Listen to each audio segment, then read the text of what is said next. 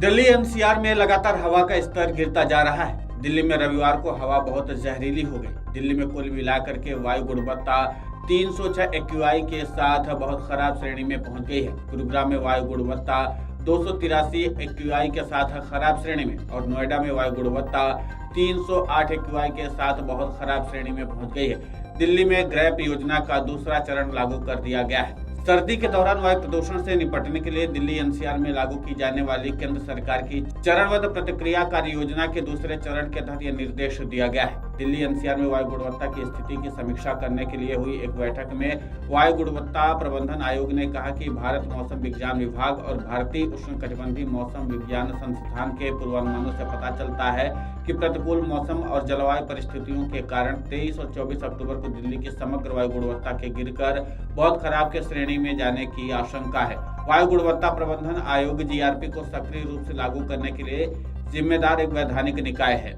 दिल्ली का 24 घंटे का औसत वायु गुणवत्ता सूचकांक शनिवार को 248 रहा। इसलिए आयोग ने पूरे एनसीआर में जीआरपी के पहले चरण के तहत पहले से उठाए जा चुके कदमों के अलावा दूसरे चरण के उपाय लागू करने का निर्णय लिया। आयोग ने एक आदेश में कहा कि एनसीआर में सभी संबंधित एजेंसियां जीआरपी के पहले चरण के उपायों के अलावा दूसरे चरण में परिकल्पित उपाय तत्काल प्रभाव से लागू करें।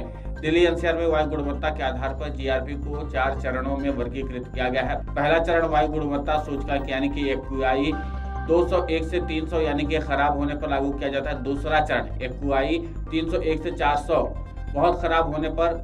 तीसरा चरण एक्यूआई 401 से 450 गंभीर होने पर और चौथा एक्यूआई 450 से अधिक गंभीर से भी ज्यादा होने पर लागू किया जाता है। पहले चरण में 500 वर्ग मीटर के बराबर या उससे अधिक के उन भूखंड पर निर्माण और तोड़फोड़ परियोजनाओं पर काम रोकने का आदेश दिया जाता है जो धूल रोकने के उपायों की निगरानी से संबंधित राज्य सरकार के पोर्टल पर पंजीकृत नहीं होते हैं।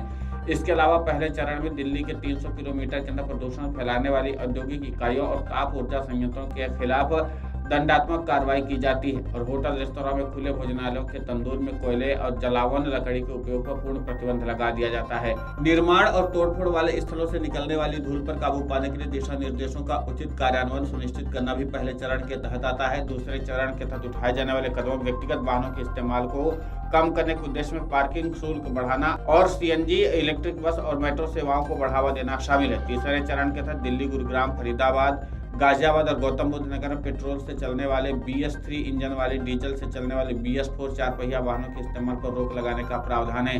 चौथे चरण में सभी प्रकार के निर्माण और तोड़फोड़ कार्यों पर प्रतिबंध लगाना शामिल है। राज्य सरकारें ऐसी स्थितियों के दौरान स्कूली छात्रों के लिए ऑनलाइन कक्षाओं और सरकारी एवं निजी कार्यालयों के लिए घर से काम करने के बारे में निर्णय लेने के लिए अधिकृत हैं। वीडियो डेस्क कमरुजाला.com। अगर आप ये वीडियो YouTube पर देख रहे हैं तो हमारे चैनल को सब्सक्राइब करें और बेल आइकन को दबाना ना भूलें। अगर आप Facebook पर ये वीडियो देख रहे हैं तो हमारे पेज को लाइक करें।